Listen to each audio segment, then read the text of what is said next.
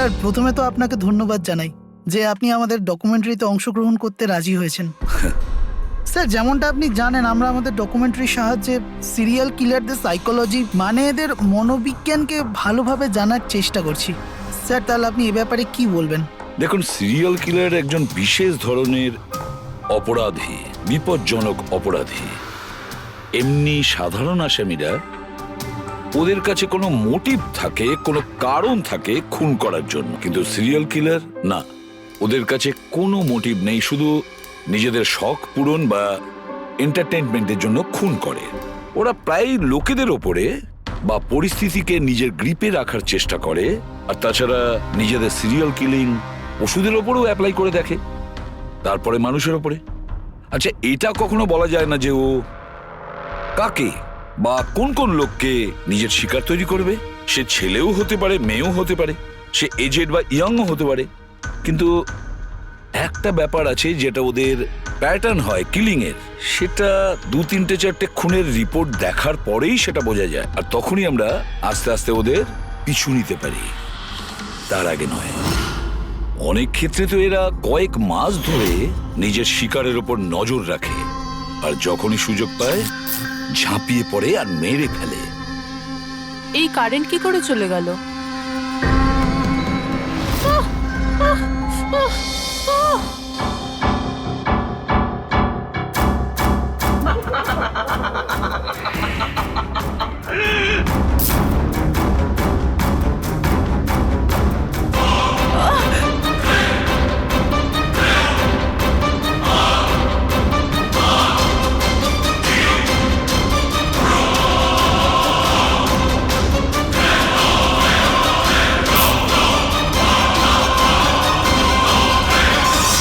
ওহ god, এই কারেন্টটা এখনই যাওয়ার ছিল।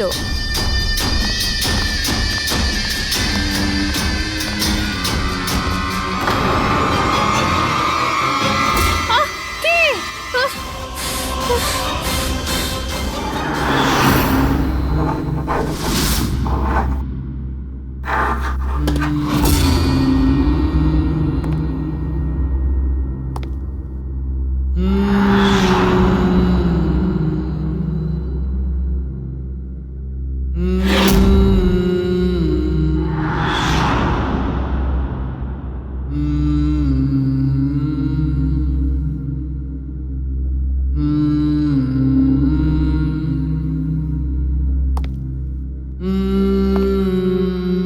অনেকবার দেখা গেছে খুনিরা ভিকটিমের জিনিসও সঙ্গে নিয়ে গেছে।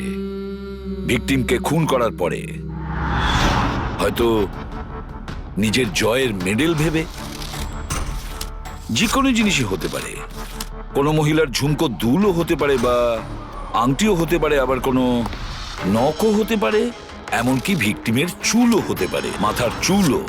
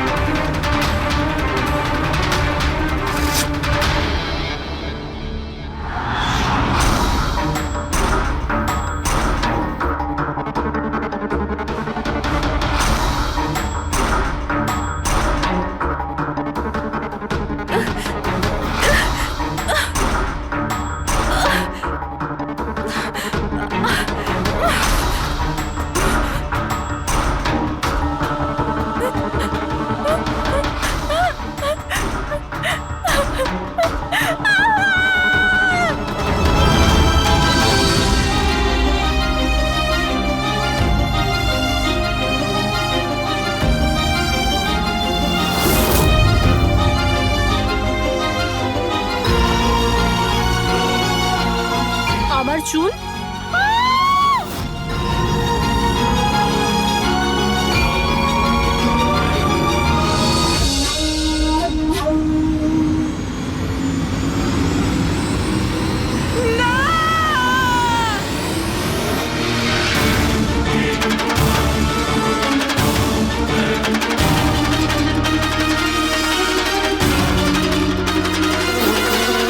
সিরিয়াল কিলার্স এরা সবসময়ই একা থাকতে পছন্দ করে, ওদের কোনো বন্ধু হয় না। তাই অন্যদেরকে, এমন লোকেদেরকে এড়িয়ে চলতে হবে যাদের হাব ভাব বা চাল চলনে একটু অন্যরকম কিছু অদ্ভুত ধরনের আচরণ দেখা যায়। তা সত্ত্বেও ব্যাপারটা হলো, সিরিয়াল কিলার থেকে বাঁচতে হলে আমাদেরকে সাবধানে থাকতে হবে।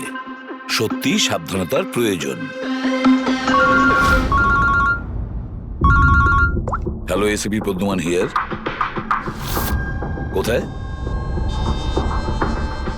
ঠিক আছে, আমরা এখনই পৌঁছচ্ছি। Okay, thank you. সরি, যেতেই হবে। No problem sir. স্যার কিন্তু থ্যাংক ইউ, আপনি আপনার মূল্যবান সময় আমাদের দিয়েছেন। Wish you all the best for your thank documentary. You sir, thank you very much. আবার দেখা হবে। ওকে, একদম sir. Thank you very much. Bye by.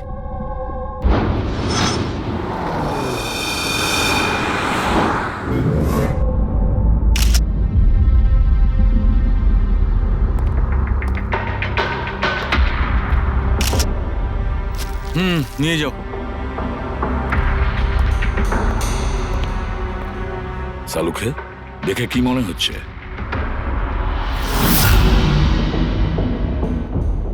বস, মৃত্যুর কারণ এখনো কিছু বুঝতে পারছি না। ল্যাবে নিয়ে গিয়ে দেখছি। আর ডক্টর, এই চিহ্ন? হ্যাঁ দয়া, এই যে চেয়ারে বাঁধা ছিল দড়ি দিয়ে, তারই চিহ্ন এটা।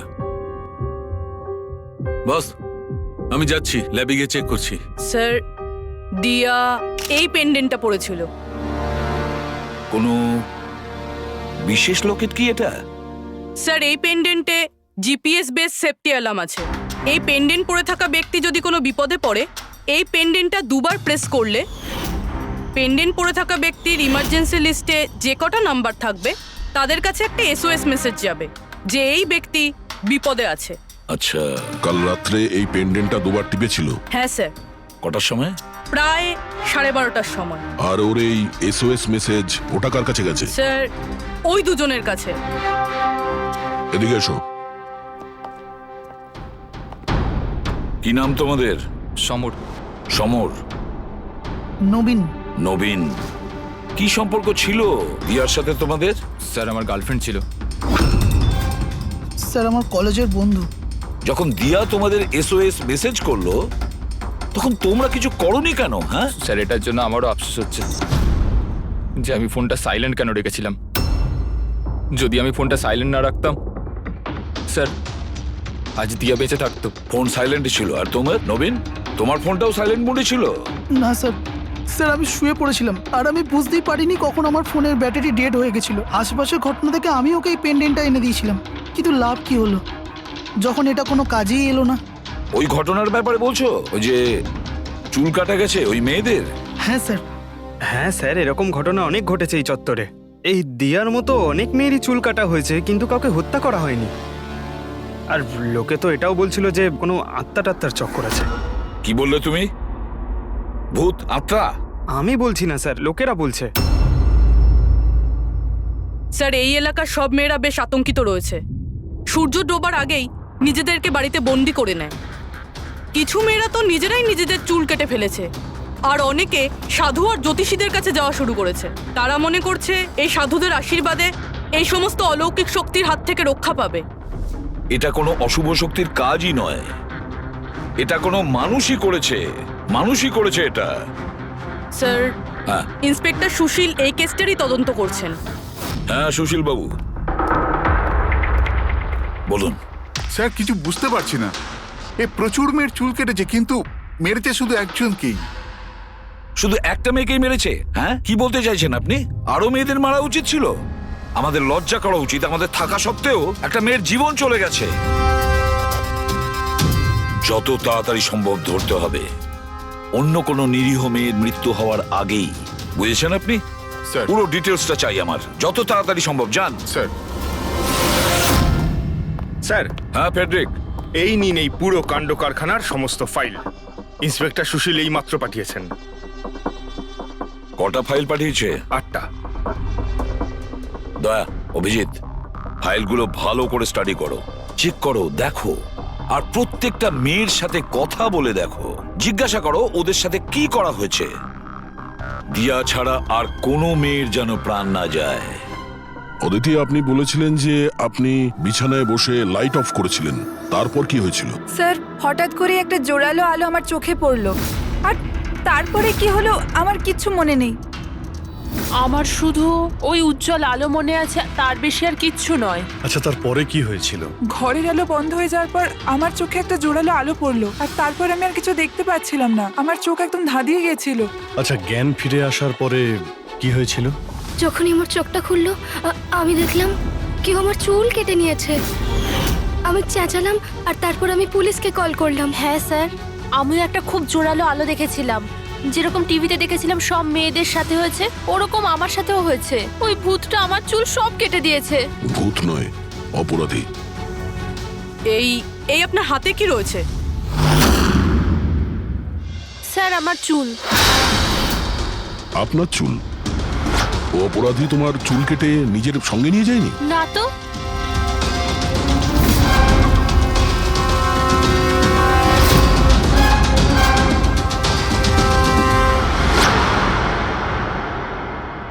অদ্ভুত একটা ব্যাপার, এই আসামি যে যে মেয়ের চুল কেটেছে সেই চুলগুলো নিজের সঙ্গে নিয়ে গেছে, কিন্তু এই 4টে মেয়ের চুল কেটে চুলগুলো বাড়িতেই ফেলে গেছে। এটা কেন আসামি করলো আর কেন? স্যার, হতে পারে যে ওদের ওপর হামলা হয়নি, ওরা এগুলো এই নিউজে দেখেছে, তাই পাবলিসিটির জন্য এমন ভাব দেখাচ্ছে যে ওদের ওপরেই হামলা হয়েছে। স্যার, দুটো মেয়ের মানসিক অবস্থা খুব একটা ভালো নেই। ওদের ভুল ধারণা হয়েছিল ওদের সঙ্গে এরকম কিছু হয়েছে, কিন্তু সেরকম কিছু হয়নি। তার মানে শুধু 4টে মেয়ের ওপরে হামলা হয়েছে? অদিতি, বাণী, চিত্রা আর ঈশা। Yes sir. একটা কাজ করি, আমরা আবার নতুন করে শুরু করি যেখান থেকে এসব শুরু হয়েছিল। ক্রাইম লোকেশনের ফটোগ্রাফ, প্রমাণ, যা কিছু পাওয়া গেছে ওখান থেকে সব কটা ভালো করে চেক করো দ্বিতীয়বার। কিছু না কিছু আমরা নিশ্চয়ই ছেড়ে গিয়েছি, যেটা এবারে আমরা পাবো।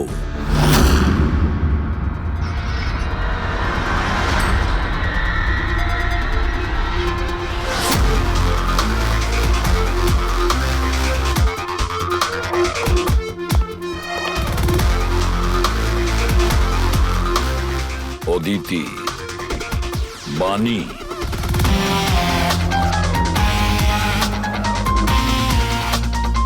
চিত্রা, ঈশা।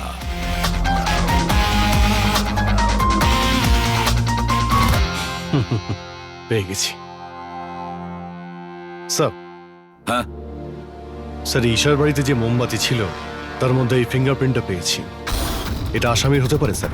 যদি এই ফিঙ্গারপ্রিন্টটা আসামির হয় তাহলে সে খুব ভুল করেছে।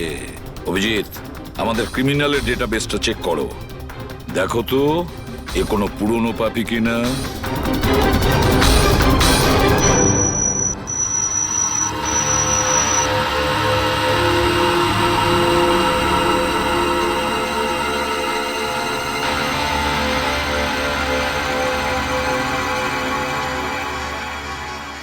স্যার।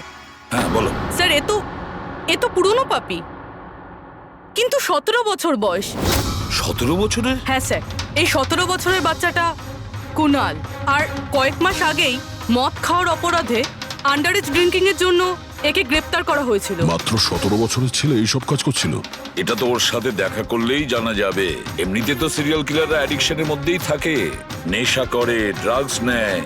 এ থাকে কোথায়? স্যার, এ চুনাপট্টিতে থাকে। চুনাপট্টি? তাহলে আর দেরি কেন, দেখা করে আসো ওর সাথে চুনাপট্টিতে। বিশ্বাসই হচ্ছে না, একটা 17 বছরের ছেলে এইসব কাজ করছে কি করে?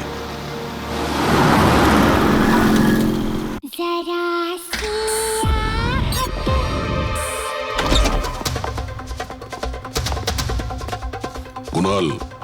হ্যাঁ, আপনারা কে? সিআইডি। সিআইডি? তোমার লজ্জা করে না? পড়াশোনা করার বয়সে এইসব করছো? হ্যাঁ কি স্যার? কে এসেছে কুনাল? আরে স্যার, আপনারা? স্যার, তুমি এখানে কি করছো? স্যার, এটা আমার মাসির বাড়ি, কিন্তু আপনারা এখানে? কুনালের সঙ্গে দেখা করতে এসেছি। কুনাল এ আমার কাজিন স্যার। কাজিন? তুই তোর কাজিনের চুল কেটেছিস? স্যার স্যার আমি তো স্যার ঈশা দিদির সাথে একটু মজা করেছিলাম স্যার। স্যার আমি ওই চুল কেটে দেওয়া লোকটার ব্যাপারে নিউজ পেপারে পড়েছিলাম স্যার। আমি ভাবলাম এই মজাটাও একটু ঈশা দিদির সাথে করা যাক। মা, মা আমার চুল, আর মা আমার সব ও চুল চিল্লে কেটে চিল্লে দিয়েছে। সারা বাড়ি মাথায় তুললো আর পুলিশকে ফোন করে দিল স্যার। আমি ভয় পেয়ে গেছিলাম স্যার। সেই জন্য আমি ওই চুলগুলো ফেলে দিলাম স্যার, আর চুপচাপ বাড়ি থেকে বেরিয়ে গেলাম স্যার। তুই এত বাজে মজা করেছিস আমার সাথে। দিদি সরি, আমি তোকে কখনো ক্ষমা করব না, কখনো সরি নয়। সরি দিদি সরি সরি স্যার। স্যার আমি শুধু ঈশা দিদির চুল কেটেছিলাম স্যার, বাকি কোনো মেয়ের চুল কাটিনি আমি স্যার। আমরা তোমার কথা বিশ্বাস করবো কি করে? আপনি চাইলে আমার মাকে জিজ্ঞেস করে নিন স্যার। যে দিন ওই ঘটনাগুলো ঘটেছে ওই দিন আমি বাড়িতেই ছিলাম স্যার। তোর সব জিনিসটা মজা লাগে না জানিস? যখনই ওই মুহূর্তের কথা ভাবি ভয়ে বুকটা আমার কেঁপে ওঠে। দিদি সরি দিদি তোমার সরি। ভাগ্য ভালো যে আমরা তোমাকে অ্যারেস্ট করছি না। নিজের স্বভাব পরিবর্তন করো, নাহলে ভবিষ্যতে বড় সমস্যায় পড়বে তুমি।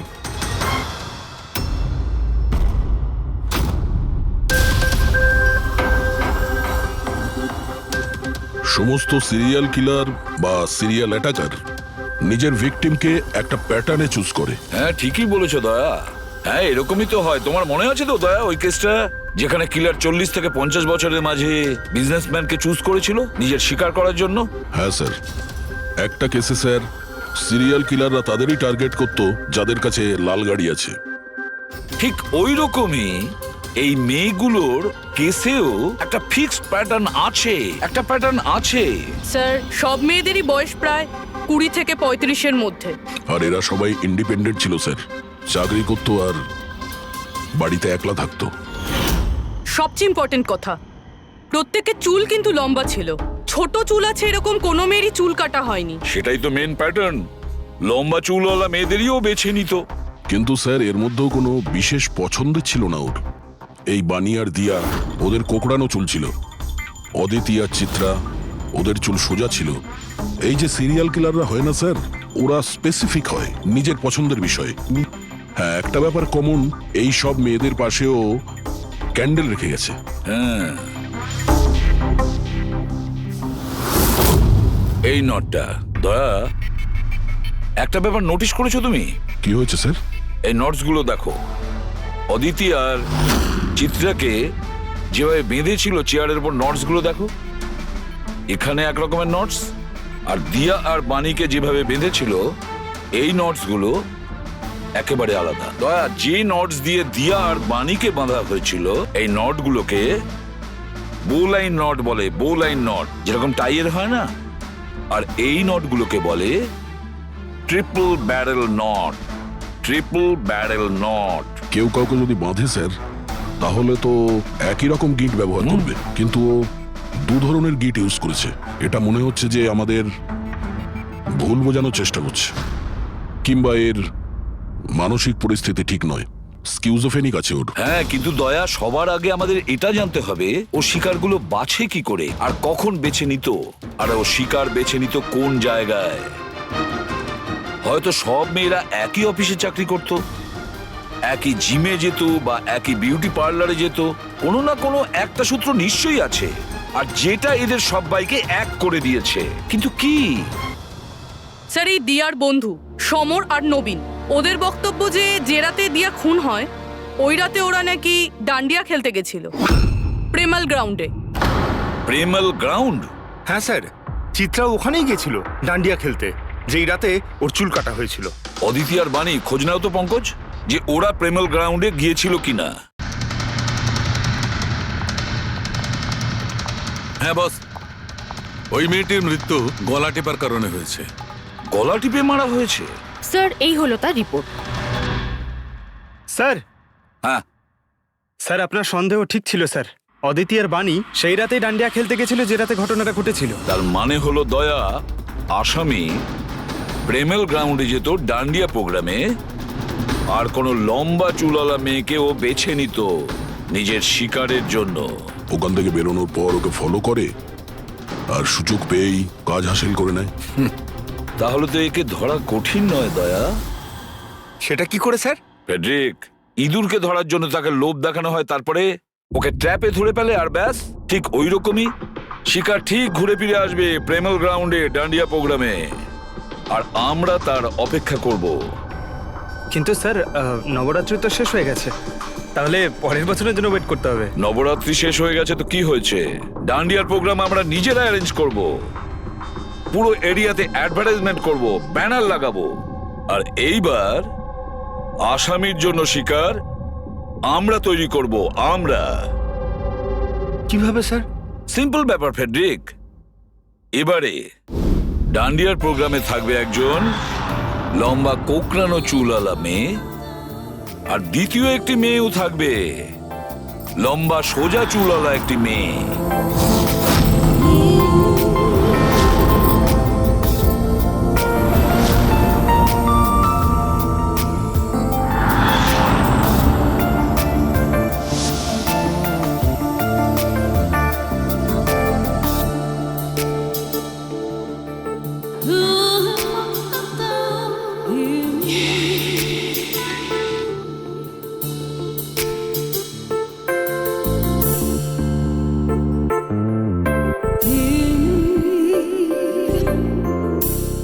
এখন এই নকল চুলের এক্সটেনশন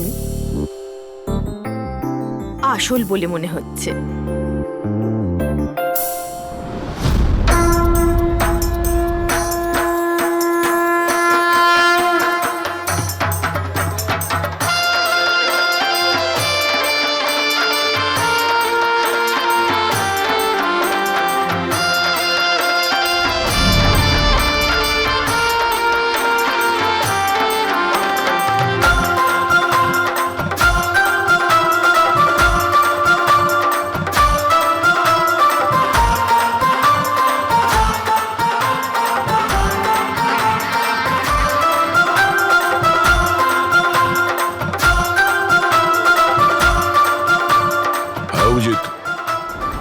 সবকিছু ঠিক আছে? হ্যাঁ Daya. Okay fine.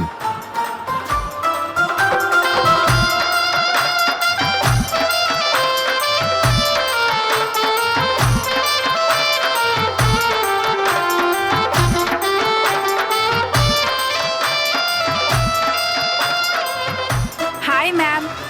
High. Wow, আপনি তো খুব সুন্দরী। আপনার মেকআপ খুব সুন্দর হয়েছে, স্পেশালি আপনার কার্লি হেয়ার খুব সুন্দর লাগছে। Thank you. You welcome.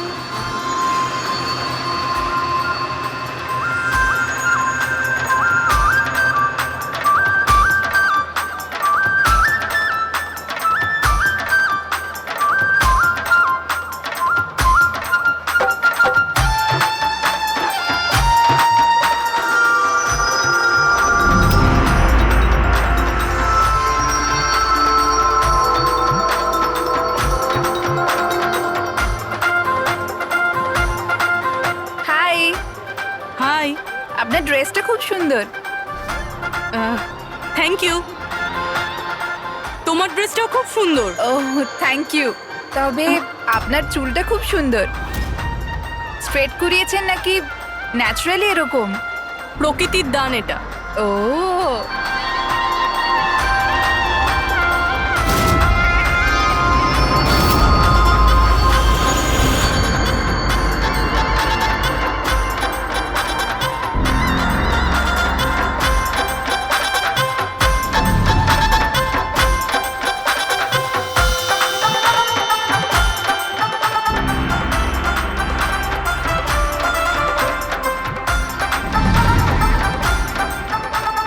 শোনো, আমার পাশে একটা ছেলে ডান্স করছে, একটু গন্ডগোলের মনে হচ্ছে।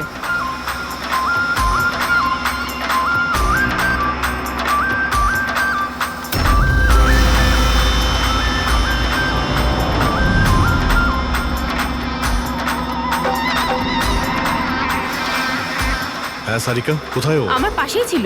এখানে ছিল, তাহলে গেল কোথায়?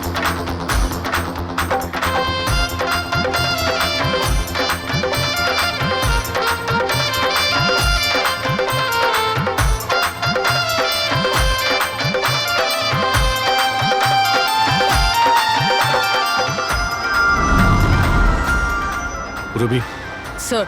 তুমি যাও, আমি তোমার পিছনেই আছি, ডোন্ট ওয়ারি। Okay sir.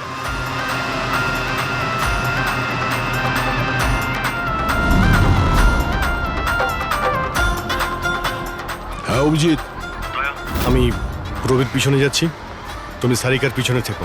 ওকে, আমি সারিকার পেছনে যাচ্ছি। ওকে।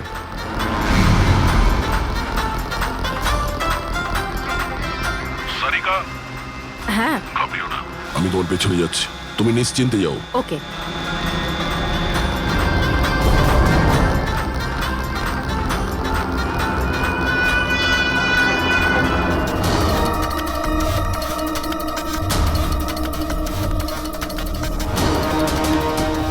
ওফো, এখানে তো কোনো অটো বা ট্যাক্সি কিছুই পাচ্ছি না। মনে হচ্ছে বাড়ি পায়ে হেঁটেই যেতে হবে।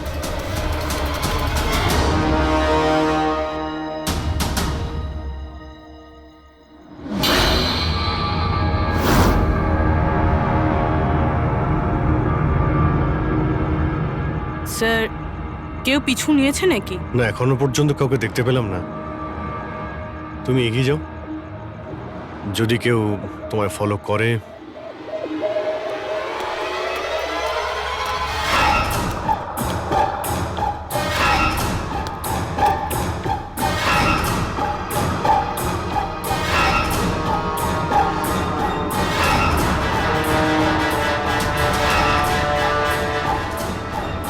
দয়া, আমার মনে হয় কেউ আমাকে ফলো করছে। কাউকে দেখতে পাচ্ছ? না সারিকা, অল ক্লিয়ার। ওকে।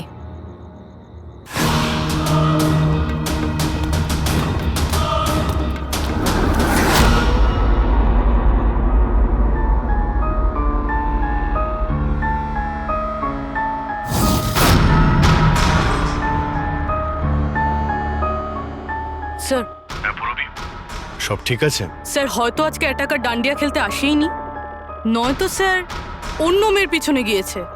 দেখা যাক, আর একটু অপেক্ষা করি।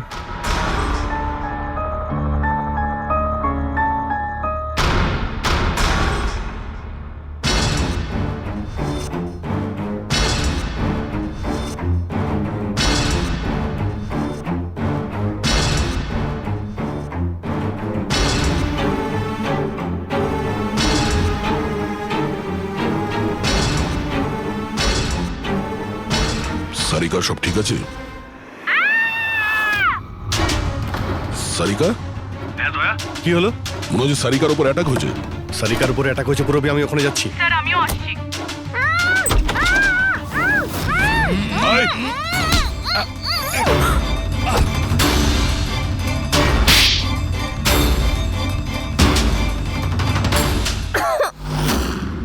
ও নো, সারিকা তুমি ঠিক আছো? হ্যাঁ, আমি ঠিক আছি।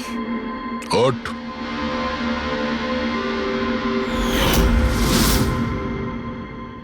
আরে,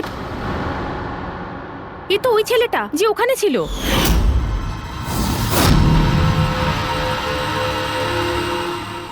চুল কাটার প্রচুর শখ তোর, হ্যাঁ? তোর জন্য সেলুন খোলাচ্ছি আমরা। বল, দিয়াকে কেন মেরেছিস? না না স্যার, আমি কাউকে মারিনি। কথা বলছিস? না স্যার, আমি কাউকে মারিনি স্যার, সত্যি বলছি। মেয়েদের চুল কাটিস? হ্যাঁ, দেখি কি এসব। সাইনোফোলিমাস? সাইনোফোলেমাস? এটাতে তো মানুষ বড় জোর সেন্সলেস হতে পারে, মরে যেতে পারে না। স্যার, আমি বলেছিলাম তো স্যার, আমি কাউকে মারিনি। আমি শুধু মেয়েদের অজ্ঞান করবার জন্য এটা ব্যবহার করতাম, যাতে করে ওদের চুলগুলো ভালোভাবে কাটতে পারি।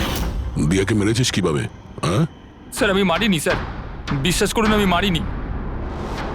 আচ্ছা সারিকা, আচ্ছা এটা কি পসিবল যে এই কেমিক্যালস দিয়ে দিয়ার খুন হতে পারে? যদি ওর এতে অ্যালার্জি থেকে থাকে তাহলে সেক্ষেত্রে ওর মৃত্যু হতে পারে, আদারওয়াইজ। তাহলে দেখো একবার টেস্ট করে কি জানতে পারা যায়। হ্যাঁ, টেস্ট করে দেখছি। আর তুই চল, তোর বিরুদ্ধে চুল কাটা হবে, চল। আচ্ছা, পুরবী কোথায়? ওর তো এখানে আসার কথা ছিল। পুরবী তো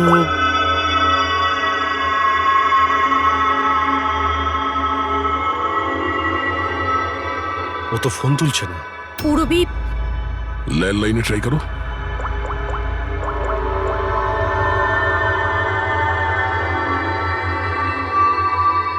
রিং হয়ে যাচ্ছে। পুরবী,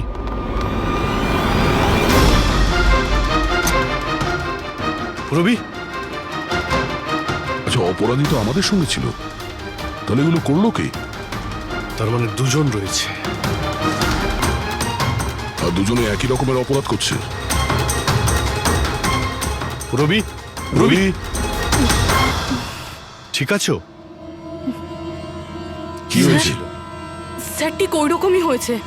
প্রথমে বাড়ির লাইট চলে গেল, আর তারপর আমার চোখে একটা তীব্র আলো পড়লো, আর আমি অজ্ঞান হয়ে গেলাম। কি?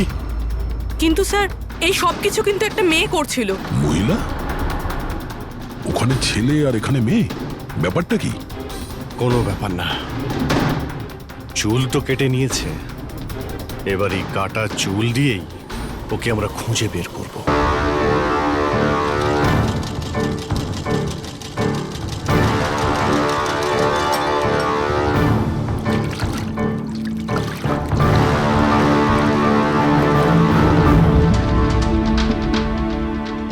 দেখুন সুমন ম্যাডাম, আপনি একটু বেশি ডিমান্ড করছেন। দেখুন গগন বাবু, আপনি যে কাজটা দিয়েছেন না সেটা খুব সোজা নয়, খুবই বিপজ্জনক। আপনাকে আমাদের টাকা বাড়াতেই হবে।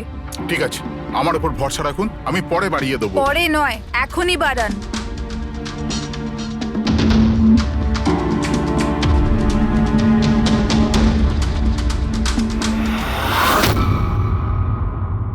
এটা কি গগন স্যার?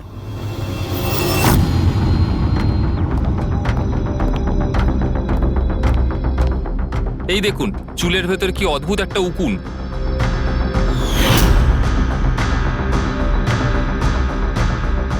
আগে কখনো এরকম উকুন দেখিনি। আর দেখবেও না, কারণ এই উকুনগুলো সিআইডির হয়ে কাজ করে, আর এর নাম হলো মাইক্রোস্কোপিক ট্র্যাকিং ডিভাইস। আর এই জন্যই আমি তোমাকে আমার চুল কাটতে দিয়েছি, যাতে এটার সাহায্যে এখানে পৌঁছতে পারি আর জানতে পারি আসলে ব্যাপারটা কি।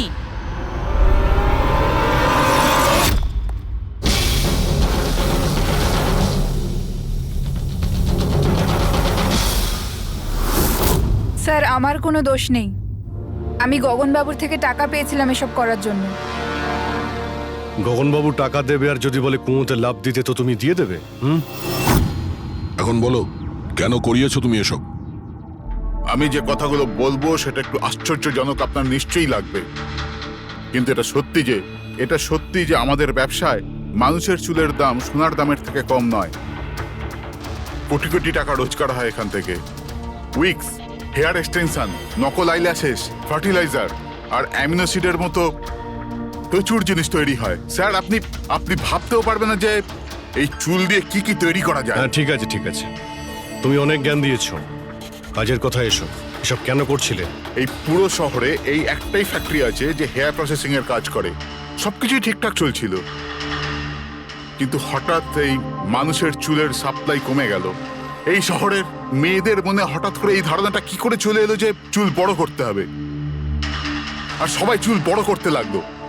এই সময় আমি ভাবলাম যে কিছু একটা এরকম প্ল্যান করতে হবে যাতে এই মেয়েরা নিজে থেকেই চলে আসবে নিজেদের লম্বা চুল ছোট করবার জন্য। তাই তুমি ভাবলে যে এমন একটা ভয় তৈরি করা যাক শহরে, যাতে মেয়েরা ভয় পেয়ে গিয়ে নিজেই নিজেদের চুল কেটে ফেলে, হ্যাঁ? আর তোমার জন্য লাভই লাভ। হ্যাঁ, আর সেই জন্যই এই কাজের জন্য আমি দুজন লোককে রেখেছিলাম, সুমন আর রাজু। স্যার আমরা দুজন ডান্ডিয়াতে গিয়ে লম্বা চুলওয়ালা মেয়েদের খুঁজি, আমি স্ট্রেট চুলওয়ালা মেয়েদের, আরও কার্লি চুলওয়ালা মেয়েদের। আমরা ওদের পিছু নিয়ে ওদের বাড়ি অবধি যাই, 800 লুমিনের জোরালো আলোর ফ্ল্যাশ লাইট ওদের চোখে আমরা ফেলি, তারপরে আমরা কেমিক্যাল দিয়ে ওদের অজ্ঞান করি, ওদের চুল কাটি, তারপর আমরা ওখান থেকে পালিয়ে যাই। ঠিক আছে, এটা তো বুঝলাম কেন আর কিভাবে করতে, কিন্তু এইসব করতে গিয়ে দিয়াকে খুন করলে কেন? স্যার আমি মারিনি ওকে, জানি না কি করে মারা গেল। হয়তো সেই সমস্ত কেমিক্যালের জন্য যা দিয়ে তোমরা মেয়েদের অজ্ঞান করতে, হয়তো ওই কেমিক্যালের জন্য ওর অ্যালার্জি হয় আর তাতেই ওর মৃত্যু ঘটে। স্যার আমি কি করে জানবো যে ওর অ্যালার্জি ছিল? আর এরকম আপনারা আমায় মিথ্যে খুনের মামলায় গ্রেফতার করতে পারেন না।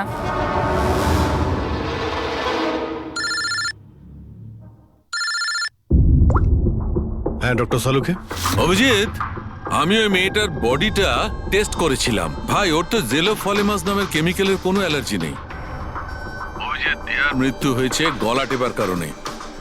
আরো একটা কথা, আমি ওর ফুসফুসের মধ্যে একটা ফাইবারের টুকরো পেয়েছি, কোনো কাপড়ের ফাইবার। তার মানে এটা পরিষ্কার যে কেউ কোনো কাপড় দিয়ে অথবা কোনো বালিশ দিয়ে ওর মুখটা চেপে ধরেছিল, সেই কারণে ওর নিঃশ্বাস বন্ধ হয়ে গেছে আর মারা গেছে।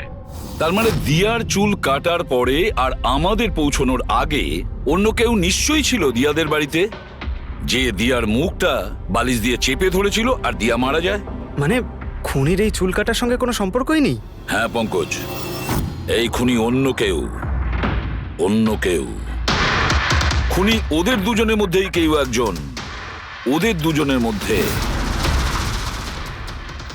যাদের দিয়া SOS মেসেজ পাঠিয়েছিল। সমর, তোমার মোবাইল ফোনটা সাইলেন্ট মুডে ছিল, এই জন্য দিয়ার পাঠানো SOS মেসেজ তুমি দেখতে পাওনি। হ্যাঁ স্যার। আর নবীন, তোমার ফোনের ব্যাটারি চলে গেছিল, তাই তো? Right sir. মিথ্যে। স্যার আমরা মিথ্যে কথা কেন বলবো স্যার? তাহলে কি মোবাইল কোম্পানি মিথ্যে কথা বলছে? হ্যাঁ, এটা ওদেরই রিপোর্ট। এই রেকর্ড অনুযায়ী পরিষ্কার বোঝা যাচ্ছে যে তোমরা দুজন তোমাদের বাড়িতে ছিলে না। স্যার আমি আমার বাড়িতেই ছিলাম স্যার। আবার মিথ্যে, মিথ্যে বলছো তুমি। তুমি রাধিকার বাড়িতে ছিলে, রাধিকার বাড়িতে। রাধিকা? স্যার আমি কোনো রাধিকাকে চিনি সেই না। রাধিকা তোমার দ্বিতীয় গার্লফ্রেন্ড, যার জন্য তুমি দিয়ার সঙ্গে ব্রেকআপ করতে চাইছিলে। ওহো, আমরা কি করে জানতে পারলাম? সেটা আসলে এই ডায়েরির জন্য, দিয়ার পার্সোনাল ডায়েরি। চিনতে পারলে? এর মধ্যে ওর সব কথা লেখা রয়েছে। তোমায় খুব ভালোবাসতো, তাই না? অতটাই ভালোবাসতো যতটা নবীন ভালোবাসতো দিয়াকে। কি? নবীন, তুই দিয়াকে ভালোবাসতিস? হ্যাঁ, এত ভালোবাসতো যে সবসময় দিয়ার সিকিউরিটির কথা চিন্তা করতো, আর সেই কারণেই ও ওকে এই পেন্ডে টেনে দিয়েছিল। আর SOS মেসেজ পাওয়ার পরে ও খুব তাড়াতাড়ি ওর বাড়িতে পৌঁছেছিল। তো নবীন সেই রাতে কি হয়েছিল সেটা তুমি বলবে নাকি আমরা বলবো? স্যার ওই রাতে দিয়া দিয়া দিয়া দিয়া ওঠো, দিয়া জল, দিয়া দিয়া দিয়া ওঠো, দিয়া দিয়া তুমি ঠিক আছো? দিয়া, এসব কে করেছে? তোমাকে কে বেঁধেছে? সমর কোথায়? কি বললে তুমি?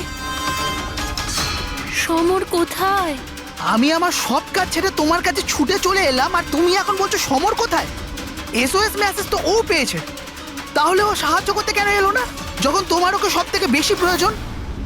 দিয়া শোনো, যদি এই দুনিয়ার সব থেকে বেশি কেউ তোমায় ভালোবাসে, তবে শুধু সেটা আমি, আর কেউ নয়, সমরও নয়। নবীন, আমি তোমার ভাবনাকে সম্মান করি, কিন্তু আমি তোমাকে ভালোবাসি না। প্লিজ এইসব ছাড়ো, আর প্রথমে আমাকে খোলো আর পুলিশকে ডাকো। মনে হচ্ছে কেউ আমার চুল কেটে দিয়েছে। কেটে যাওয়া চুল তো আর ফেরত পাবে না, কিন্তু ভেঙে যাওয়া হৃদয় দ্বিতীয়বার আর জুটতে পারে না। নবীন, নবীন কোথায় যাচ্ছো? নবীন, কি করছো নবীন? নবীন, নবীন! যদি আমি দিয়াকে এত না ভালোবাসতাম, তাহলে আমি হয়তো ওর প্রাণও নিতাম না। ভালোবাসা, যাকে তুমি ভালোবাসা বলছো সেটা ভালোবাসা নয়, স্বার্থপরতা। যদি তুমি দিয়াকে সত্যিই ভালোবাসতে, তাহলে ওর খুশিটাকেই তুমি নিজের খুশি মনে করে নিতে, কিন্তু না, তুমি শুধুমাত্র ওকে পেতে চেয়েছিলে, ব্যাস। নিজের ভালোবাসা বাঁচাতে সবাই নিজের প্রাণ পর্যন্ত দিয়ে দেয়। ভালোবাসার গলা টেপে না, ভালোবাসার মিথ্যে নাটকে তোমাকে খুনি তৈরি করেছে। নিজেরই ভালোবাসাকে তুমি খুন করে দিয়েছো, মেরে ফেলেছো দিয়াকে। তোমার হয়তো ফাঁসিই হবে।